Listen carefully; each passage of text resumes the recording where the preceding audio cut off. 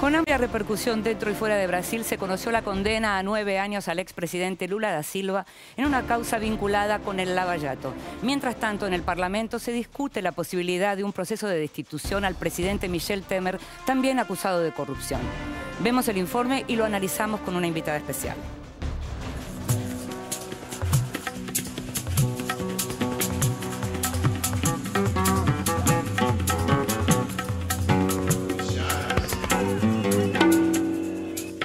Y la profunda crisis que atraviesa a todo el sistema político de Brasil produjo otro evento sísmico. El juez de Curitiba, Sergio Moro, sorprendió condenando al expresidente Luis Ignacio Lula da Silva a 9 años y 6 meses de prisión por los delitos de corrupción y lavado de dinero en el marco de la megacausa conocida como Lava Jato, que investiga presuntos sobornos por contratos con la estatal Petrobras. Es la primera condena que recibe el expresidente, quien está siendo investigado en otras 4 causas conexas, y el impacto político es enorme.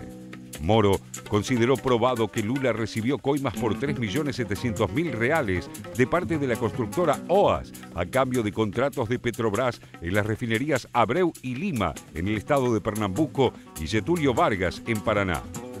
Esas supuestas exacciones ilegales habrían consistido en un tríplex a estrenar en Guarujá y reformas en ese inmueble, además de servicios de almacenamiento de bienes y objetos recibidos por Lula en el curso de sus mandatos. Las pruebas que esgrime el juez para condenar a Lula son testimonios de vecinos del tríplex que vieron a la fallecida esposa de Lula, Marisa Leticia Rocco, visitar el inmueble, y de ejecutivos de la empresa OAS, sobre todo una declaración de Leo Piñeiro, socio y expresidente de esa compañía, quien afirma que las negociaciones fueron hechas en nombre de Lula por Paulo Okamoto, expresidente del Instituto Lula, y João Bacari Neto, ex tesorero del PT. La sentencia a prisión quedará en suspenso hasta que sea confirmada en segunda instancia por el Tribunal Regional Federal, con sede en Porto Alegre, lo que podría tomar más de un año.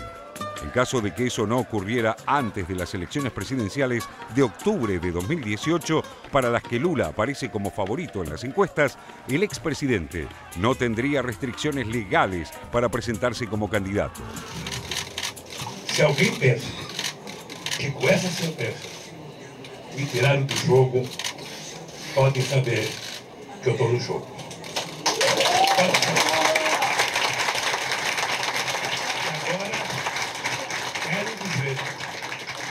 Quero dizer ao meu partido que eu até agora não tinha reivindicado, mas a partir de agora eu vou reivindicar do PT o direito de me colocar como postulante à candidatura a presidente da República.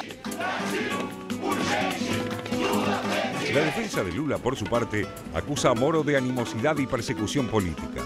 Los abogados del expresidente destacan que de los 962 párrafos de la sentencia, el juez solo dedicó 5 a repasar las pruebas presentadas por la defensa. Señalan además que, salvo las declaraciones de ejecutivos de la constructora en el marco de delaciones premiadas, no existe ninguna prueba de que el tríplex estuviera a nombre de Lula o de alguno de sus familiares, y que los argumentos de Moro son puras especulaciones sin sustento.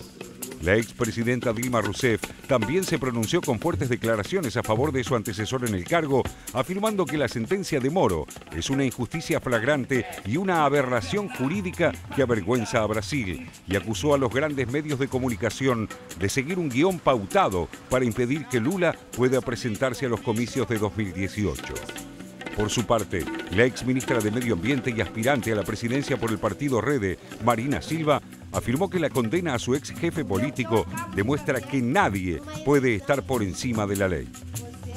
A pesar del fuerte impacto de la condena, que hizo bajar el dólar y subir la bolsa de San Pablo este miércoles, los términos de la sentencia de Moro son menos rigurosos que los esgrimidos por los 13 fiscales del estado de Curitiba, que elevaron la denuncia al juez en la que colocaban a Lula en el centro del esquema de corrupción del denominado Petrolao.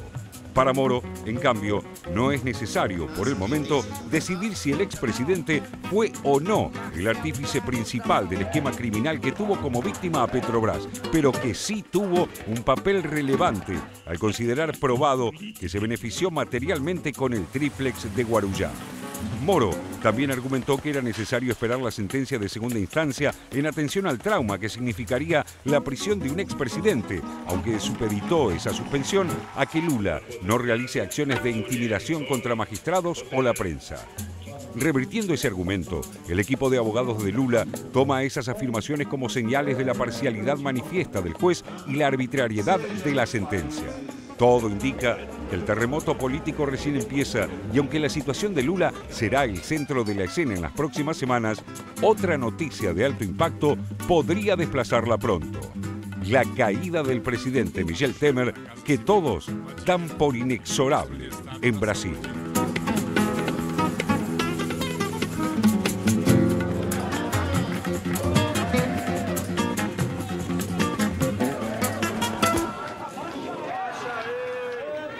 Le dijimos que íbamos a analizar el tema de Brasil con una invitada especial. Se la presentamos, es Silvia Colombo, corresponsal de Folia de Sao Paulo en Buenos Aires. Gracias por estar. Gracias por invitarme. La verdad que hace tanto que se viene siguiendo el tema que imagino que los 9 años, más allá de que suenan duros, no fueron completamente inesperados para los brasileños. ¿Cómo lo sentiste? Bueno, sí, se esperaba que la decisión del juez Moro saliera por estos días. Es una decisión en primera instancia, o sea, Lula no está tras las rejas, no fue esposado, preso ni nada. Hay que esperar la segunda instancia y incluso esa condena no lo impide ser candidato mientras no sea juzgado en segunda instancia. Yo creo que lo que eso significa ahora tiene más un peso político, ¿no? Lo que va a significar en la campaña electoral que ya arrancó, ¿no? Lula mismo usó esto, Lula, que es el rey de la retórica popular, usó esa condena para lanzar su candidatura, ¿no? Sí. Parece que cuanto más lo golpeen, le hace mejor, porque él logra con su discurso volver eso como un discurso en su favor, ¿no? Pero Silvia, ¿le hace mejor para el, digamos, el sector que lo va a votar igual? Sí. Porque la pregunta es, cuando uno va a ganar una elección, no puede pensar que solo va a ganar con el votante cautivo, claro, ¿no? Claro, entonces, claro. ¿cuánto lo puede llegar a afectar, aunque digamos, todavía falte la segunda instancia, tener esta primera condena? Bueno, yo creo que Lula... se puede hacer un poco un paralelo con el peronismo, con Cristina. Acá tiene un voto duro ahí que parte de esos 30% que no lo va a perder si lo juzgan culpable. Esa gente que lo va a votar sabe que él, de hecho, se benefició de manera ilícita de esos contratos y todo eso, ¿no? Lo que sí vamos a ver de ahora hasta las elecciones del año que viene es cómo se portan los otros jugadores si tienen poder político para sacar votos a Lula. Por ahora, todos los otros tienen muy poca intención de voto, o sea que falta surgir un personaje que de hecho lo amenace. Ahora, y ya te empiezan a preguntar mis compañeros, ¿hay algo que uno ve que tiene que ver con la suciedad, por usar un término, en general de la clase política? ¿Y cómo pesa eso en la sociedad brasileña? Es decir, ¿es algo que todo el mundo sabía y al mismo tiempo decía, bueno, pero esto forma parte de la política? ¿O hay gente que realmente se está sorprendiendo? Yo creo que todos...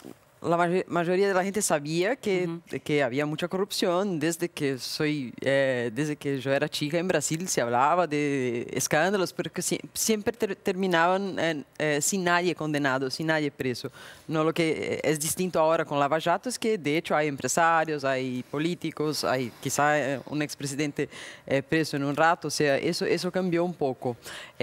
Lo que sí creo que es nuevo es que este hartazgo con la política está produciendo también algunos efectos negativos, que es la aparición de algunos candidatos que se dicen apolíticos, ¿no? Lo que en Brasil llamamos de aventureiros, ¿no? Y de hecho hay uno de ellos, por ejemplo, que es un tipo de extrema derecha, Jair Bolsonaro, que tiene un discurso así más allá de la derecha que representa Trump en Estados Unidos, que dice cosas sexistas, elogios a los militares y todo eso. Y ese tipo tiene 10% de intención de voto hoy. O sea que ese es un fenómeno nuevo, ¿no? Y también otros candidatos menos extremistas como como João Doria, que es un empresario, un tipo más o menos más o menos con el perfil de Macri, ¿no? Que nunca había estado involucrado en política y que ahora se presenta como un gestor, como un tipo que no tiene que ver con la política tradicional. Entonces, esos fenómenos están surgiendo y ellos van a jugar un papel importante en esta campaña que recién arranca, ¿no? José. Silvia, ¿qué tal? Buen día. Yo te quería preguntar por la figura de Moro. Cuando uno sigue la causa desde aquí, no resulta tan fácil discernir si Moro tiene, digamos, simplemente la voluntad de hacer justicia, si tiene un encarnizamiento con, o un especial énfasis, digámoslo así, en perseguir a algún sector en desmedro de otro sector, si tiene una dimensión mesiánica en su forma de actuar, digamos. Evidentemente daría la sensación que algunas arbitrariedades ha cometido, digamos. De hecho, el Tribunal Federal de Porto Alegre liberó la semana pasada o la anterior a un ex tesorero del PT que estuvo dos años detenido con prisión preventiva y al cual terminó absolviendo a pesar de que Moro lo había tenido bajo las rejas durante 2 años. Entonces mi pregunta es, ¿cómo analizás vos el rol de Moro y el rol político del juez Moro en todo esto? Sí, claro. Bueno, hay que entender que Moro y su grupo de fiscales ahí de Curitiba que empezaron todo eso, no esperaban desvelar lo que están desvelando, no esperaban encontrarse con eso, ¿no? Estaban investigando una operación menor y él es un juez de primera instancia. Hay que intentar entender cómo eso le pegó a él cuando empezó a ganar esa proporción tan grande, ¿no? De que podía incluso llevar preso a presidentes en el cargo, expresidentes. Yo creo que en algunos momentos su vanidad personal se sobrepuso y él cometió errores que él mismo ahora analiza como errores. Por ejemplo, cuando dejó que fuera pública una grabación de una charla de Dilma con Lula que no tenía nada que ver con el proceso. El chau querida, por ejemplo. Sí, exacto, exacto. Sí, que son errores que violan las garantías constitucionales de las Por otro personas, lado, es un personaje ahora político nuevo e importante en este momento de Brasil, porque inspirado por la operación Manipoliti de Italia, el tipo tuvo un impulso de realizar algo que nunca se había hecho en Brasil, que es con ese recurso de la delación premiada, desmontar esa red de corrupción. Y en eso tiene mucho mérito, pero su conducta a veces es cuestionable por a quién elige apuntar las armas a cada vez, ¿no? Entiendo. Y ya que José te pregunta por el fiscal Sergio Moro, yo te pregunto por el otro fiscal, por Rodrigo Janot, que tiene plazo fijo. Si termina su función en septiembre, ahí va a asumir Raquel Doig, que es afín al presidente Temer, y fue quien envió la denuncia por corrupción a la Cámara de Diputados, desestimada en una comisión. La pregunta es, con un cambio de fiscal a tan corto plazo, ¿Temer puede seguir en el gobierno? Sí, este timing, la verdad, favorece a Temer, ¿no? Porque para que él realmente salga, para que se junten los votos en el Parlamento para votar por una suspensión de Temer, para que sea investigado, habría que hacerlo muy rápido y Janot no tiene ese tiempo, ¿no?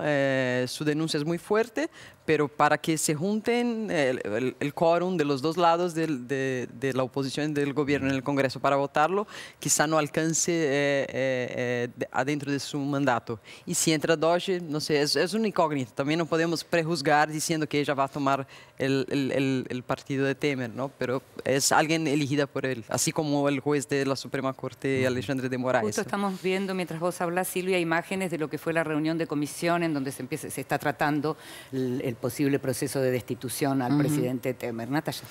Silvia, buenos días. Hay quienes dicen que detrás de esta crisis y del embate judicial se oculta un intento de, digamos, tapar el ajuste de la economía que se viene, pero también hay quienes, como no es la primera vez que hay un ajuste en Latinoamérica o crisis económicas que lleven a los líderes a impulsar una reforma por la vía donde se sufre, donde la gente sufre, obviamente. La pregunta es si vos crees que la política esta vez es en Brasil la que está sufriendo y es la que se desintegra, y en cambio la economía está un poco en recuperación en Brasil después de estos años de déficit, curiosamente también bajo el gobierno del PT, ¿no? Sí. Creo que esa es una situación regional, ¿no? En los últimos 10, 15 años toda la región creció mucho, esos gobiernos de tono más populista usaron la plata para hacer beneficios y de verdad cambiar mucho para mejorar la vida de la gente más humilde, pero ahora vienen tiempos de ajuste, no es solo en Brasil, en Argentina estamos viendo eso, en otros países también, Ecuador ahora tiene una deuda gigantesca para arreglar, y yo creo que el gobierno, si Dilma hubiera seguido en el cargo, muy posiblemente estaría haciendo los mismos ajustes. Los había empezado justamente. O sea que los ajustes iban a venir. Esperaba, exacto. Claro. Ahora, iban a venir hechos por una presidenta electa por el voto. Ahora están siendo hechos por un presidente que no fue electo, que llegó de una manera controversa al poder y que tiene 9% de apoyo popular. O sea que mucha gente ve esas reformas como no legítimas, ¿no? Esto, digamos, uno no puede hacer vaticinios, ¿no?, como periodista, pero sí puede, conociendo los temas y conociendo los escenarios, como es tu caso, puede imaginar. ¿Pensás realmente que viene el proceso de destitución para Temer? Temer es un tipo muy listo en la política, ¿no? Si uno ve su carrera política, él es un tipo que siempre estuvo y siempre supo alinearse al que estaba en el poder, como su partido, el PMDB, durante todos los gobiernos de la democracia, ¿no? Y ya hubo algunos episodios en que creíamos que él iba a caer, como en el juicio del Supremo Tribunal Electoral, y zafó. Y ahora está muy presionado, estamos en un dilema ahí porque tiene que ganar más votos en el Congreso, perdió mucho apoyo, pero todavía tiene. Es un tipo muy listo y logró sobrevivir todo ese tiempo. Yo creo que ahí estamos en el territorio del imprevisible. Un año atrás, ¿vos hubieras imaginado que el Parlamento en Brasil aprobara una ley de reforma laboral como la que se aprobó? Bueno, se hablaba de eso, ¿no? Se hablaba de la necesidad de reajustar las leyes del trabajo como las tenemos. Yo creo que ahí juega también un poco el contexto internacional en que el mercado del trabajo está cambiando, ¿no? No se puede quizá hoy garantizar los beneficios que se garantizaban a los trabajadores antes. Las empresas están cambiando, eso es un contexto internacional, ¿no? Y sirve de excusa en un momento de crisis para, bueno, cortemos por acá entonces. Lo que la gente que está en contra de eso dice es: ¿por qué empezamos a cortar por acá y no empezamos poniendo impuestos a las grandes fortunas o a las transferencias de grandes propiedades? Eso no se está discutiendo. Cortes en las jubilaciones de los militares, que no tenemos guerra, ¿por qué no? ¿Por qué no se... Suena más razonable, ¿Por ¿no? qué no se corta el presupuesto de esas fuerzas, ¿no? Una pregunta que me parece que es importante, porque uno escucha lo que va pasando en Brasil, la Corte, el Procurador, el juez Moro, el Parlamento, la Comisión, Temer, el maquiavelismo de Temer, ¿no?, que parece como muy hábil para moverse tras bambalinas. Muy hábil. Político básicamente de palacio, digamos, ¿no?